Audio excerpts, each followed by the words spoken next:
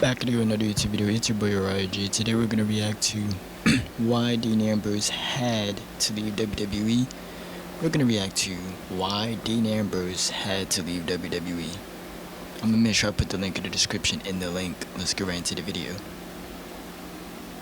Dean Ambrose, a man that entered in the WWE with the reputation of being a lunatic, being fearless with whatever intention he had for the sake of getting the job done with his opponents. And with his ruthlessness, it made him the perfect match to align with Seth Rollins and Roman Reigns to become the Shield, dominating the whole company from new age to old for over a year up until they split their ways and helped branch themselves into... I feel like he definitely had a good, I'm not gonna say reign, but career. But later on is when it started to, his last run in the company is when, everyone felt like, yeah, that wasn't really it. The mask gimmick, I'm guessing, so yeah. But yeah, let's continue.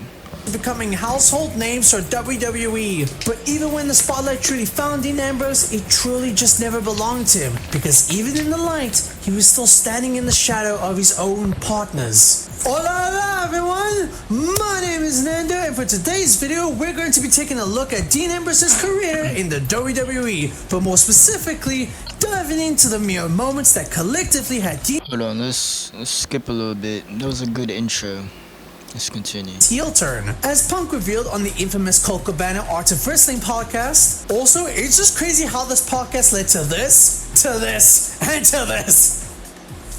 Insane movement this one freaking podcast had. But the original pitch for this heel stable had, get ready for this, had pitches for guys like The Big Show, Daniel Bryan, and quite notably, Seth Rollins. Punk rejected the first two and had this pitch of wanting his stable to be filled with young guys that came from the FCW roster.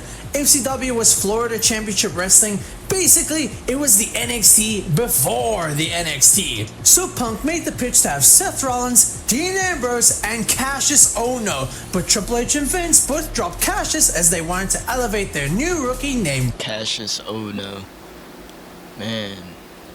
What's he doing now? Is he in the Indies or something? What's Cassius Ohno doing? Roman Reigns. And so we were off to the races as Survivor Series 2012 CM Punk defended his WWE champion against Ryback and John Cena. And let's be real, not a goddamn soul remembered how this match went. You only just remember the ending. As three guys in turtlenecks help attack Ryback, and by attack Ryback I mean they were kicking his ass, as Dean Ambrose / Jon Moxley went on to explain.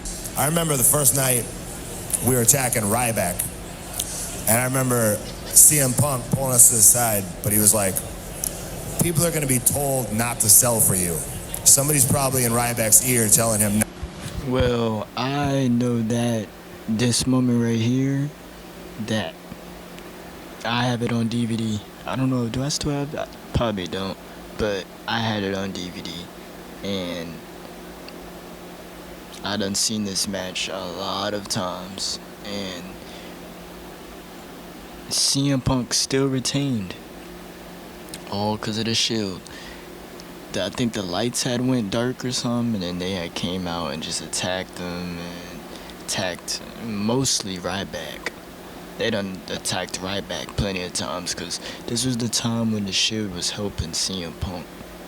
So they killed Ryback and helped CM Punk retain. Also, originally, since they were called The Shield, there was an actual pitch to make the group come out in actual riot shields, as revealed by Dean Ambrose on the Stone Cold podcast. Actually, the first day we came out, they had given us shields, like giant riot shields. In retrospect, if we'd have ran out with those, we would have looked so stupid. Imagine the coolest faction in wrestling history coming out for their debut, and they just start beating the hell out of Ryback with actual shields. That would be like the silliest, funniest, and dumbest way to debut a faction of all time. Thank goodness they dropped it. Now, originally the Shield were also supposed to be Punk's goons to help him retain the title, but they only really helped him a handful of times, and in WWE, plans change, pal! And they stuck with doing their own thing. And I done seen that match, that CM Punk and Ryback match on Raw. Shield helped CM Punk in that match too. which in a way was a good thing. They were their own unit, being established as an actual threat, because let's be real, as kids, when you heard their theme song when a wrestler was in the ring, you knew they were cooked. Best believe my focus will not crack. A man who I have the utmost.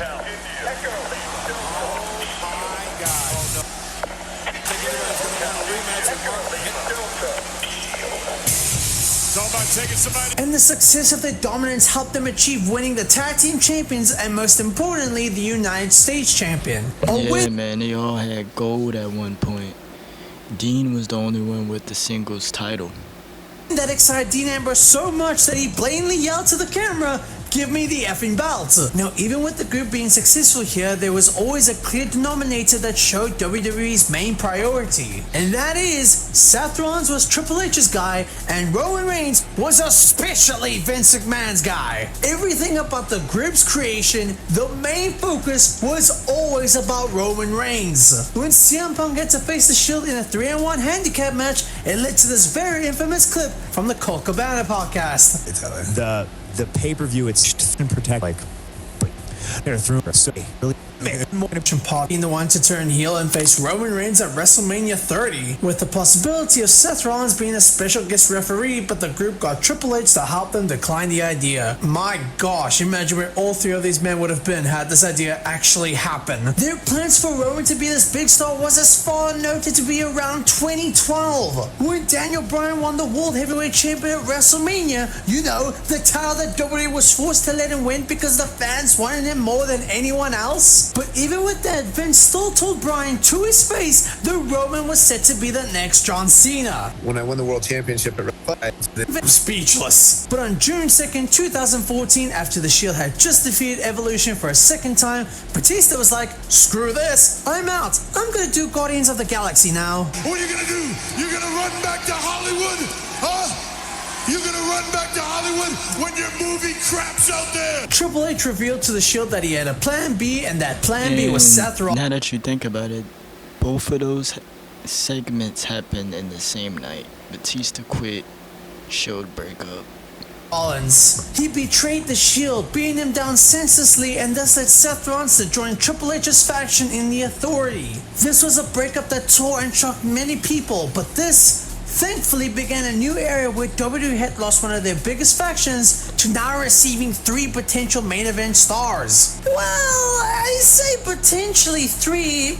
It was really just mainly focusing on Seth Rollins and Roman Reigns. And you could see that from the way that they booked this terrible aftermath angle with their breakup. As while Seth and Dean came out to new attires, new theme songs, and having a very heated feud with each other, Roman said, "Alright guys, you go finish your breakup storyline. I'll just be here with my Shield clothes, my Shield theme, my Shield engines, and I'll just go for the world title as if nothing happened." Storytelling. Their first match Seth and Dean had together was the 2014 Money in the Bank match. And Dean did not care about this match whatsoever that could guarantee him a shot at the world champion. He just saw Seth Rollins was there and was like, "Cool, I'ma kill him." But during the match, Ambrose took a bad bump from Swagger and had to be taken out of the match. But then later when Seth had the advantage and was close So that little injury right there had took Dean out the match. Wow. to winning, Dean just absorbed all of his injuries away and just went right back to being upset. See now, kids, that's the hater mentality. I know Seth had won. I know that Kane helped Seth win, but I haven't sat down and watched the full match. So that we all gotta have. Be like Ambrose, folks. But even when Ambrose stopped Seth Rollins' momentum and had a chance to win, Kane came out to cost Dean the match, giving Seth the win as Kane is now back with the Authority. Dean would then later get his match with Rollins at SummerSlam in a lumberjack match, but thanks to egg-shaped Kane's interference, it helped give Seth enough time to beat Dean Ambrose. Also, just by the way, where the hell is Roman?